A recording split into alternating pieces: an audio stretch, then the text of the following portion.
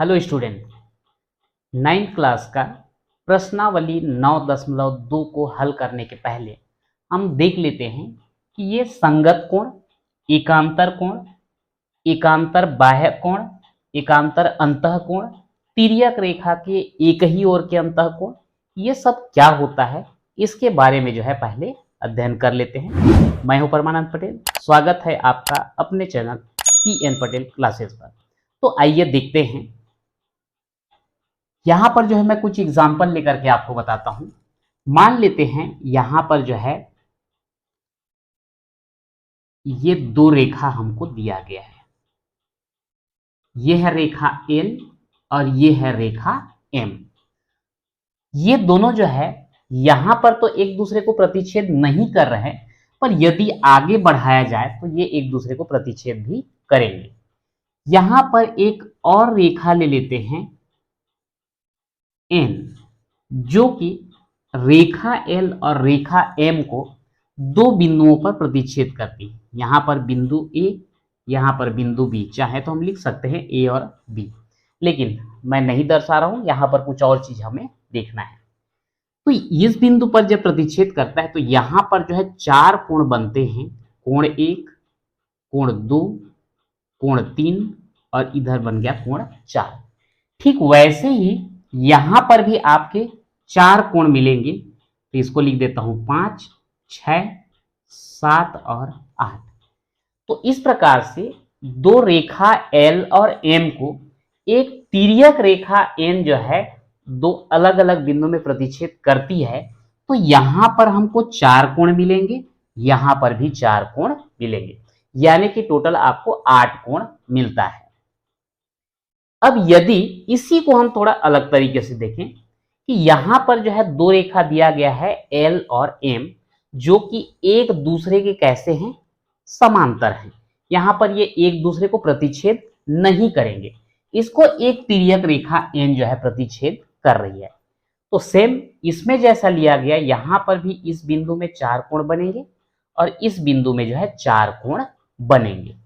तो यहां पे ये जो 8 कोण बनते हैं उनका अलग अलग पेयर लेते हैं और उनको अलग अलग नाम देते हैं।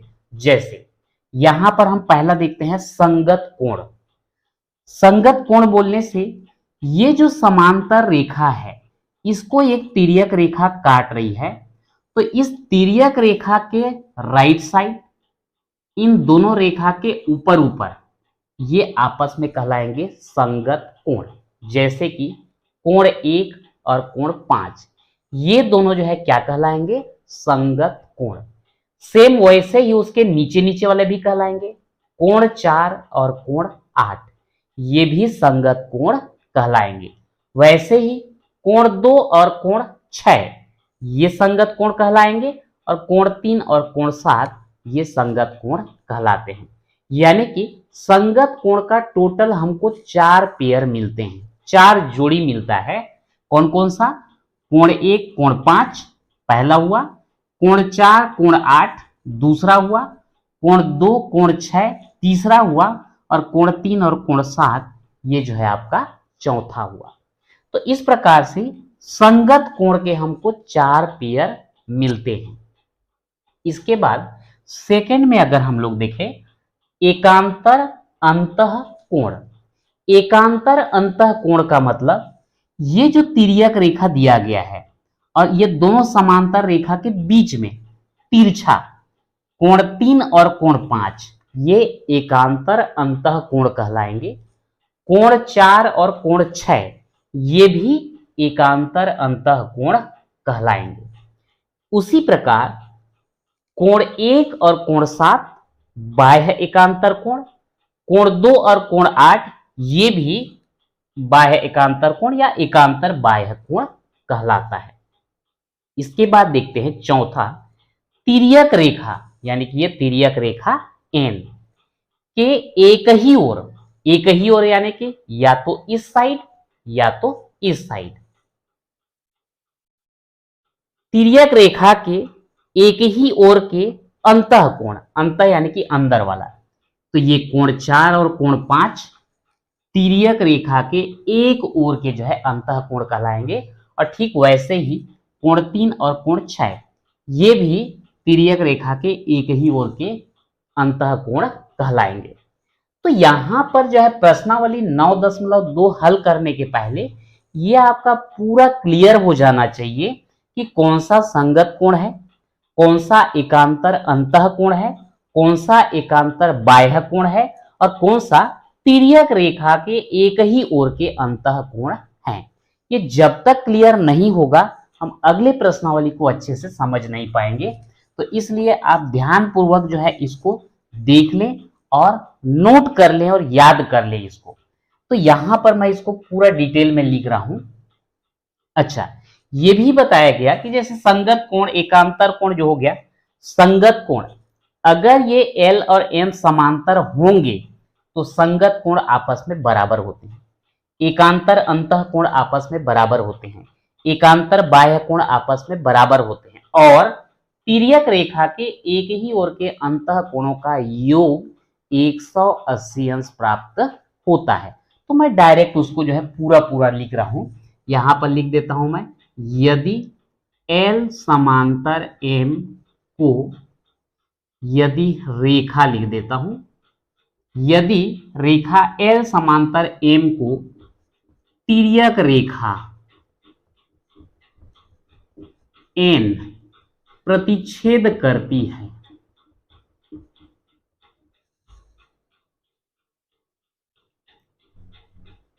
तो पहला संगत कोण बराबर होते हैं, संगत कोण जो है बराबर होते हैं। अब संगत कोण का कितना पेयर बताया हूं, 4 पेयर। कौन कौन सा, कोण 1 बराबर कोण 5, कोण 1 और कोण 5 बराबर होंगे। दूसरा कौन सा हो जाएगा, कोण 4 और कोण 8 बराबर हो जाएंगे, कोण 4 बराबर कोण 8। तीसरा कोण 2 बराबर कोण 6, कोण 2 बराबर कोण 6 और चौथा हो जाएगा कोण 3 बराबर कोण 7। तो यहां पर यदि दो समांतर रेखा को एक तिर्यक रेखा काटती है तो संगत कोण जो है आपस में बराबर होते हैं। कौन कौन से बराबर, कोण 1 कोण 5 बराबर हो जाएंगे, कोण 4 कोण 8 बराबर हो जाएंगे, कोण 2 कोण 6 बराबर हो जाएंगे, कोण 3 और कोण 7 बराबर हो जाएंगे। ध्यान रखेंगे, संगत कोण मतलब ये रेखा और ये रेखा के ऊपर ऊपर, तिर्यक रेखा के एक साइड, ये तिर्यक रेखा के एक साइड ऊपर ऊपर वाले आपस में बराबर और नीचे नीचे वाले आपस में बराबर। सेम वैसे ही इस तिर्यक रेखा के इधर ऊपर ऊपर वाले बराबर और नीचे नीचे वाले बराबर, ये क्या कहलाते हैं, संगत कोण कहलाते हैं। सेकेंड नंबर है यहां पर एकांतर अंतःकोण बराबर होते हैं। अब एकांतर अंतःकोण बराबर होते हैं मतलब इसमें 2 पेयर मिलेंगे। एकांतर अंतःकोण बोलने से कोण 3 और कोण 5 बराबर हो जाएंगे, कोण 4 और कोण 6। तो कोण 3 बराबर कोण 5 और दूसरा है कोण 4 बराबर कोण 6। ठीक, तीसरा है आपका एकांतर बाह्य कोण। एकांतर बाह्य कोण भी कैसे होते हैं, बराबर होते हैं। अब इसमें कौन कौन सा आ जाएगा, एकांतर बाह्य कोण बोलने से कोण 1 और कोण 7 बराबर होंगे, कोण 2 और कोण 8 बराबर होंगे। तो कोण 1 बराबर कोण 7 और सेकेंड है कोण 2 बराबर कोण 8। और चौथा नंबर है आपका तिर्यक रेखा के एक ही ओर के अंतः कोणों का योग 180 अंश होता है। तो यहां पर जो है मैं पूरा नहीं लिख रहा हूं, इसको ध्यान रखेंगे, तिर्यक रेखा के एक ही ओर के अंतः कोणों का योग 180 अंश होता है। जगह कम है तो मैं अलग जगह पॉइंट है वहीं पर रहने देता हूं। तो यहां पर हो जाएगा कोण 4 और कोण 5 का योग अगर हम करें तो हमको कितना मिलेगा 180 अंश। और ठीक वैसे ही कोण 3 और कोण 6 को अगर जोड़ा जाए, कोण 3 धन कोण 6, तो इसका मान भी कितना हो जाएगा 180 अंश। अब ये चारों चीज होने के बाद इनमें से अगर कोई एक कोण का मान भी हमको दे दिया जाए तो सभी कोण के मान जो है हम ज्ञात कर सकते हैं। ये जो है आप नोट कर लेंगे और इसको जो है याद करना जरूरी है, क्योंकि इसके बगैर जो है प्रश्नावली 9.2 का प्रश्न हल नहीं कर पाएंगे। तो आइए देखते हैं इसमें से अगर एक कोण दिया हो तो बाकी कोणों को हम किस प्रकार से ज्ञात कर पाएंगे। तो यहाँ पर कुछ पोर्शन को मैं मिटा रहा हूं ताकि जो है कोणों को यहाँ पर लिखने के लिए जगह मिल जाए। ठीक है, तो आइए देखते हैं। मान लो यहां पर केवल एक कोण का मान दे दिया जाए हमको, कोण 1 जो दिया गया है, मान लेते हैं इसका मान जो है 60 अंश है। कितना है 60 अंश। तो यहां पर ध्यान रखना कोण 1 से लेकर के हमको कहां तक ज्ञात करना है, कोण 8 तक के ज्ञात करना है। ठीक है, कोण 5 हो गया, कोण 6, कोण 7, कोण 8। अब यहां पर देखिए अगर कोण 1 का मान जो है 60 अंश हो जाए तो कौन कौन सा कोण यहां से हम सीधा निकाल सकते हैं। कोण 1 और कोण 5 संगत कोण है, इसलिए अगर कोण 1 जो है 60 अंश हुआ तो इस कंडीशन में कोण 5 भी कितना हो जाएगा 60 अंश हो जाएगा। एक पता चल गया। इसके बाद कोण 1 और कोण 3, इसके पहले वाले वीडियो में हम देखे हैं कि कोण 1 और कोण 3 क्या होगा, शीर्षाभिमुख कोण। और शीर्षाभिमुख कोण आपस में कैसे होते हैं, बराबर होते हैं। तो अगर कोण 1 60 अंश है तो कोण 3 भी कितना हो जाएगा, ये भी 60 अंश होगा। अब यदि कोण 3 हमको पता चल गया है तो कोण 3 और कोण 7 क्या है, संगत कोण है। तो कोण 7 भी हमको कितना मिलेगा, 60 अंश मिलेगा। अब देख लीजिए कोण 5 और कोण 7 शीर्षाभिमुख दोनों बराबर होना चाहिए। तो देख लो कोण 5 और कोण 7 दोनों बराबर हैं। कोण 1 कोण 3 शीर्षाभिमुख तो दोनों बराबर, कोण 1 कोण 3 दोनों 60 अंश। ठीक, अब इसके बाद देखिए कौन कौन सा हो गया, कोण 1 हो गया, कोण 3 हो गया, कोण 5 हो गया और कोण 7 हो गया। अब इसके बाद देखते हैं ये आपका कोण 5 कितना मिला है हमको, 60 अंश मिला है। तो एक अगला ये लगा देते हैं,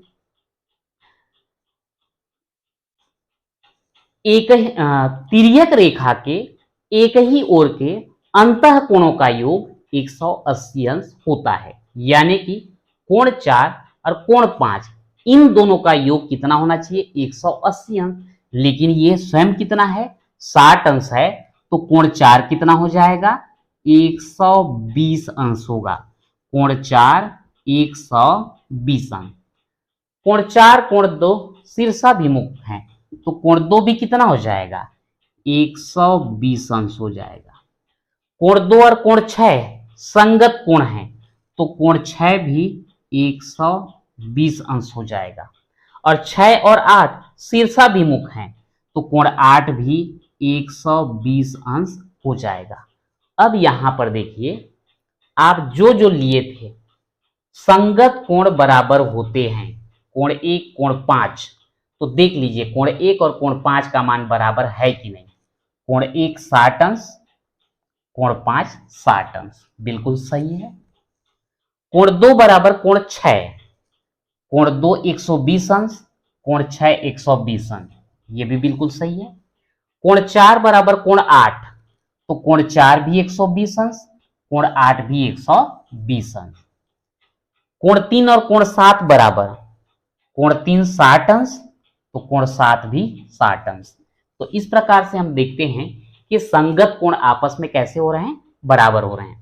एकांतर अंतः कोण बराबर होते हैं, यानी कि कोण 3 बराबर कोण 5, तो देख लेते हैं कोण 3 60 अंश, कोण 5 60 अंश, ये भी सही है।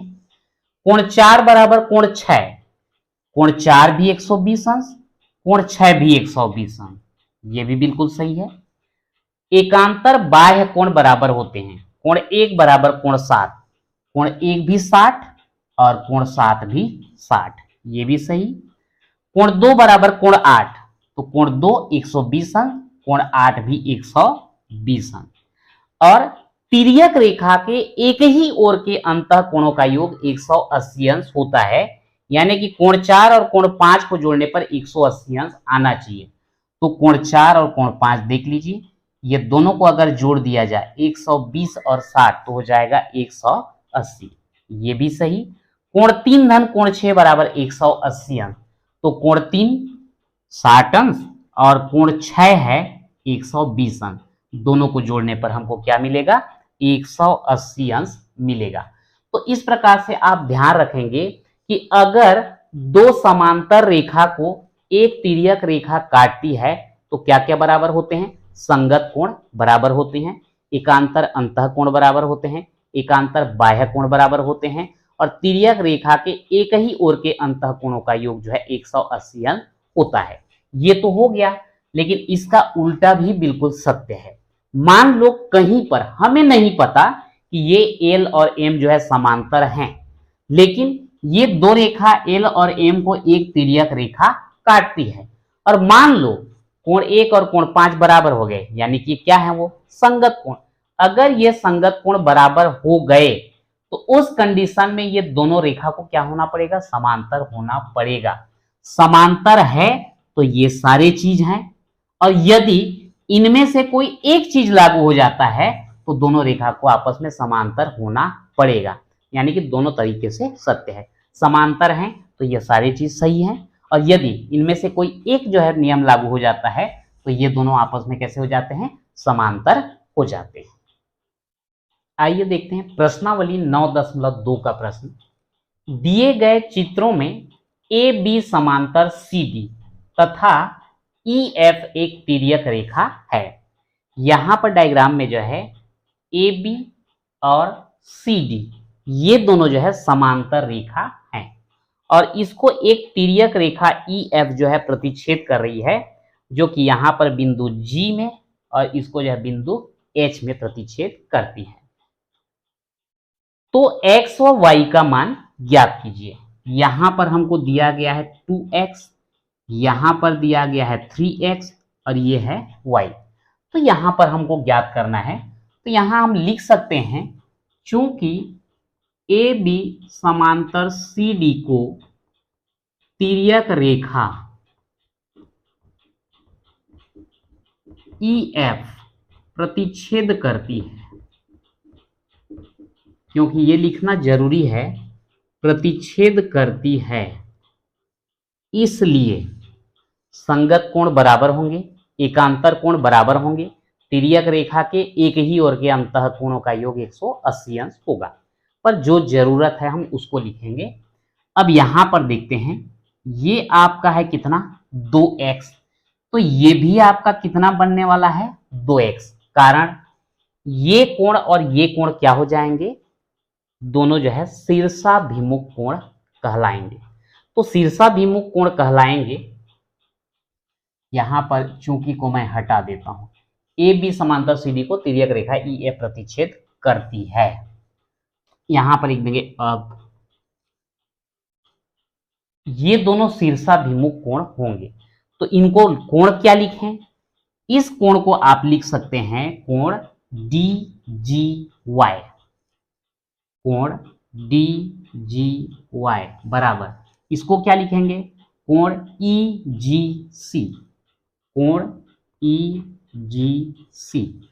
अब यहां पर लिख देंगे शीर्षाभिमुख कोण, क्या लिखेंगे, शीर्षाभिमुख कोण। अब यहां पर कोण डी जी वाई बराबर, ये हमको पता है ई जी सी का है 2x। ठीक, अब मैं चित्र में दर्शा देता हूं ताकि आपको सुविधा हो, वो अभी मैं हल करने के लिए दर्शा रहा हूं, आप उसमें दर्शाना मत, ठीक है। तो ये हो गया हमारा 2x आ गया, तथा चूंकि ए बी समांतर सी डी को तिर्यक रेखा काट रही है, इसलिए अंतः एक तिर्यक रेखा के एक ही ओर के अंतः कोणों का योग कितना होना चाहिए, 180 अंश। तो लिख देंगे 2x धन 3x बराबर 180 अंश। कारण को यहां लिखेंगे, तिर्यक रेखा के एक ही ओर के अंतः कोणों का योग।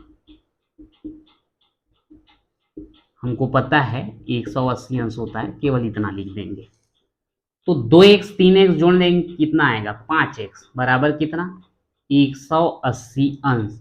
x बराबर कितना 180 अंश बटे 5। तो x बराबर कितना 5 से इसको भाग दे दिए, 5 तिया 15, 3 बचा 30 हो जाएगा, 5 1 का 30। तो x का मान कितना मिला 36 अंश। अब ये y और 3x क्या होंगे शीर्षाभिमुख, y बराबर 3x। कारण लिखेंगे शीर्षाभिमुख कोण। तो ये हो जाएगा y बराबर 3 गुणित x का मान है 36 अंश। तो ये y बराबर कितना आएगा 3 6 का 18 का 8 हासिल 1, 3 तिया 9 और 1 10, 108 अंश। तो लास्ट में आंसर क्या होगा, अतः x बराबर 36 अंश और y बराबर 108 अंश, और ये हो जाता है आपका आंसर। अगला देखते हैं प्रश्न 1 का ही दूसरा डायग्राम। यहां पर भी दो समांतर रेखा है ए बी और सी डी। तिर्यक रेखा कौन से काट देती है, तिर्यक रेखा काटती है ई एफ, कहां कहां पर जी और एच पर। तो ये कोण बनता है y, यहां पर 4x ऋण 23 अंश, यहां पर 3x।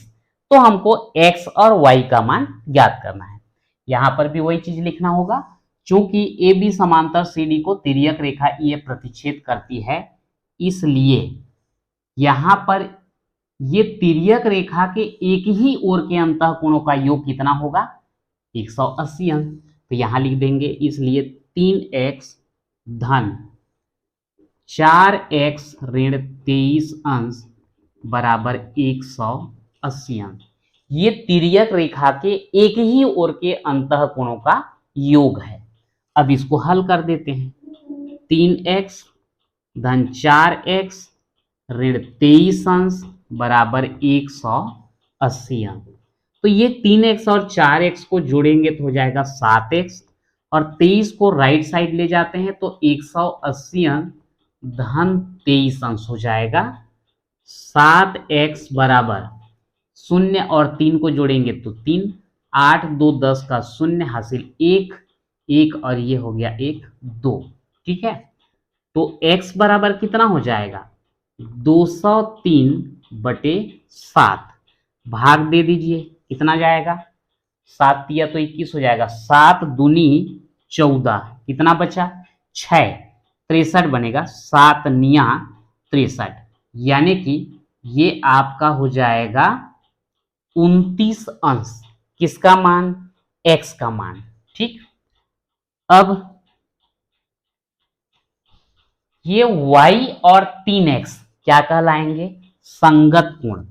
अब y बराबर 3x कोष्टक में लिख देंगे संगत कोण। तो y बराबर 3 गुणित x की जगह कितना 29, तो कितना आ जाएगा y बराबर 3 निया 27 का 7 हासिल 2, 3 दूनी 6 और 2 8, 87 अंश। तो लास्ट में आंसर हम क्या लिखेंगे, अतः x बराबर 29 अंश और y बराबर कितना हो जाएगा 87 अंश, और ये हो जाता है हमारा आंसर। ठीक है, इसी में एक तीसरा डायग्राम भी दिया है, लेकिन पहला और दूसरा जैसे बनाया सेम जो है तीसरा भी बनेगा, तो हम आज उसको जो है नहीं ले रहे हैं। तो आज के वीडियो में इतना ही, मिलते हैं नेक्स्ट वीडियो में।